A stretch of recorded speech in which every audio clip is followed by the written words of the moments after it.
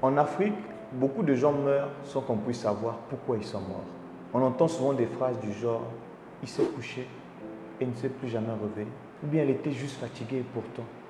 Mais ce qu'on oublie, c'est que le vrai coupable, celui qui tue en silence beaucoup de personnes, c'est le stress. Ce ne sont pas toujours les balles, ou bien la maladie, ou bien la sorcellerie, mais c'est le stress. Il est invisible.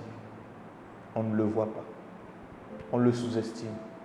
On le prend à la légère, mais pourtant, il est très dangereux. Dans cette vidéo, je vais t'expliquer comment ce tueur silencieux détruit nos familles, détruit nos vies, détruit notre santé. Et surtout, je vais te dire comment est-ce qu'on peut faire pour s'en débarrasser. Reste avec moi, car ce que tu vas voir tout de suite peut sauver ta vie.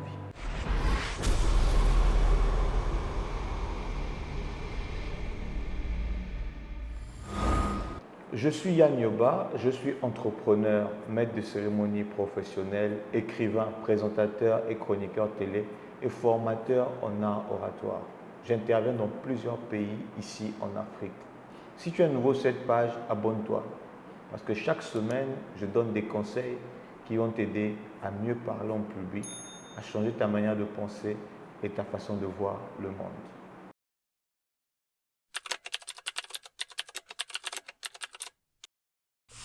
En Afrique, on ne parle pas souvent du stress. On parle souvent de malchance. On parle de sorcellerie. On parle de destin. On parle du fait que la personne était fatiguée. Mais on parle rarement de ce qui se passe dans le corps et dans la tête. Mais pourtant, le stress est partout. On ne le voit pas. On fait semblant d'être fort. On fait semblant de gérer la situation. Mais pourtant, on le cache derrière nos sourires, derrière notre regard et derrière nos silences. Le stress est là. Il est là dans nos vies, dans nos pensées, dans nos familles, dans nos rues. Mais on ne l'appelle pas par son nom. On ne le soigne pas et on ne l'écoute pas. Ce qu'il faut savoir, c'est que le stress n'est pas juste un mot qui est venu de l'Occident. Bien, ce n'est pas simplement un mode. Mais le stress, c'est une réaction normale de notre corps. Quand le cerveau perçoit un danger, il libère des hormones comme le cortisol et l'adrénaline. Ce qui fait que ton cœur commence à battre vite et le corps se prépare à fuir ou bien à combattre. Ça, c'est ce qu'on appelle le stress aigu. Et il est parfois utile. Mais chez nous, ce stress ne s'arrête pas. Il est constant. En fait, on vit tout le temps en état d'alerte. Je prends des exemples. D'abord, il y a les problèmes financiers. On se lève souvent le matin. On ne sait pas ce qu'on va manger à midi. On ne sait pas ce qu'on va manger de la journée. Et pourtant, on porte le poids de toute la famille sur nous. Et ce qui se passe, c'est quoi? C'est que souvent même, certaines personnes, ils n'ont pas de revenus stables. Certains n'ont aucun revenu, alors que tout coûte cher actuellement. Ensuite, il y a l'instabilité politique. Beaucoup de gens vivent dans la peur. Ils vivent dans l'incertitude. Certains vivent au jour le jour parce qu'ils ne savent pas est-ce que je serai en vie demain. Parce que c'est compliqué. Parce qu'il y a des conflits. Parce qu'il y a des guerres. Il y a aussi la pression sociale. On te dit, tu dois réussir. Tu dois aider toute la famille. Tu ne dois pas échouer. Donc du coup, lorsque tu échoues, tu deviens un poids. Tu deviens un échec aux yeux des autres. Et tout ça, tu n'as aucun soutien psychologique.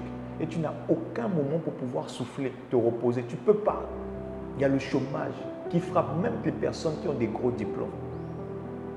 Il y a la solitude qui est là. Tu es entouré des gens, mais tu t'en sors seul. Et il y a la peur de parler. Parce que dès l'instant où tu montes ta détresse, c'est comme si tu es faible. Donc tu n'as pas le droit de dire que ça ne va pas. Du coup, on se tait, on encaisse et on fait semblant comme si tout va bien. Alors que tout ne va pas bien. Et ça, c'est le stress chronique. Lui, il détruit à petit feu.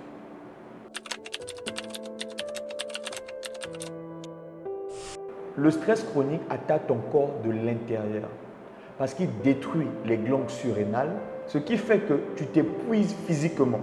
Il affaiblit ton système immunitaire, ce qui fait que tu tombes malade plus souvent. Il perturbe ton sommeil, ce qui fait que tu dors, mais tu ne te sens pas reposé. Il détruit ton cerveau, surtout ta mémoire. Tu n'arrives plus à retenir certaines choses. Tu n'arrives plus à réfléchir calmement et correctement. Il provoque une inflammation qui est cachée dans notre corps. Ce qui fait qu'à un moment donné, tu vas développer certaines maladies qui sont chroniques. Pourtant, peu de gens consultent des spécialistes. Parce que chez nous, être fort veut dire que tu dois encaisser jusqu'à ce que ton corps te lâche.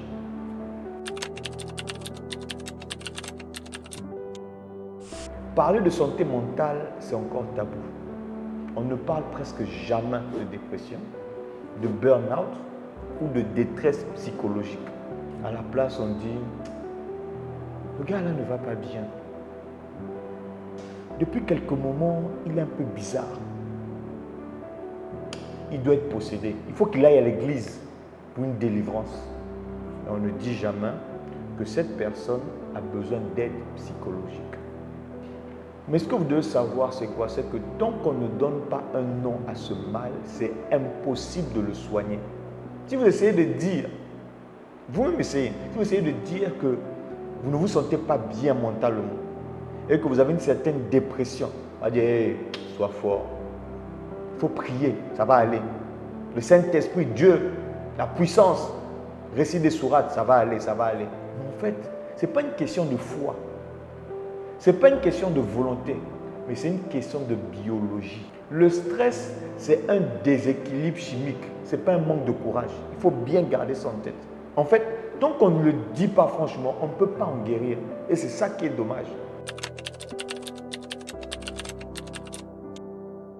Ce stress qu'on ignore est à l'origine de nombreuses maladies qu'on croit mystiques, comme par exemple le diabète, l'hypertension, les ulcères, les dépressions cachées et les maladies auto-immunes. Il y a bien d'autres. Il faut aussi savoir que le stress détruit des carrières, ça détruit des couples, ça détruit des familles et ça détruit des talents. Le stress. Ne blaguez pas avec, s'il vous plaît. Le stress rend les gens irritables. Il les rend instables. Il fait en sorte que ces personnes sont déconnectées d'eux-mêmes. Et là où c'est grave, c'est que le stress peut empêcher des générations entières de créer, de rêver, de construire. Mais la bonne nouvelle, c'est qu'il n'est pas trop tard pour agir et changer les choses.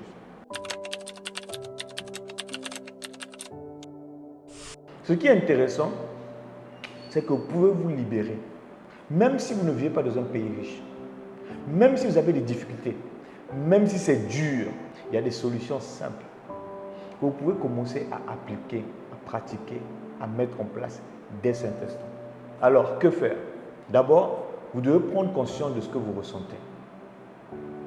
Et vous devez mettre un nom dessus. Ce n'est pas de la sorcellerie.